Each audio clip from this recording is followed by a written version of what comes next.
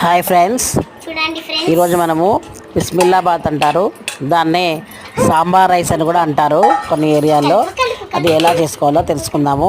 First శనగపప్పు, కొంచెం మినప్పప్పు, ఎండుమిరపకాయలు, అలాగే పచ్చి కొబ్బరి అయినా సరే, లేకపోతే వెండి కొబ్బరి అయినా కొంచెం తురుము పక్కన పెట్టుకోవాలి. ఇవన్నీ లైట్గా మనం వేయించేసుకుని కొంచెం వాటర్ వేసుకొని మిక్సీలో వేసుకొని గ్రేవీలాగా తయారు చేసుకొని పక్కన పెట్టుకోవాలండి.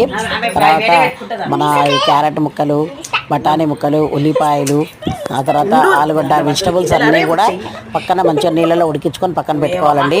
పెట్టుకున్న తర్వాత కొంచెం ఆయిల్ వేసి ఈ మసాలా దినుసులన్నీ, మన బిర్యానీ దినుసులు అన్నీ ఉంటాయి కదండి, అవన్నీ అందులో వేసేసుకోవాలి. ఆ గిన్నెలో వేసుకున్న తర్వాత ఈ మనము అన్నము పప్పు 2 గ్లాసుల బియ్యానికి 1 గ్లాసు కందిపప్పు, అన్నం పప్పు విడిగా ఉడికించుకొని పక్కన పెట్టుకోవాలండి. పెట్టుకొని ఈ ఆయిల్లోనే ఈ గ్రేవీ మనం తయారు చేసిన గ్రేవీ ఉంది కదండి, అన్ని మసాలా కలిపి వేసిన గ్రేవీ అందులోనే వేసేసుకొని అందులోనే ఈ అన్నము, ఈ కూరగాయ ముక్కలు అన్నీ కలుపుకుంటే బిస్మిల్లాబాద్ రెడీ అవుతుందండి. Okay friends, bye.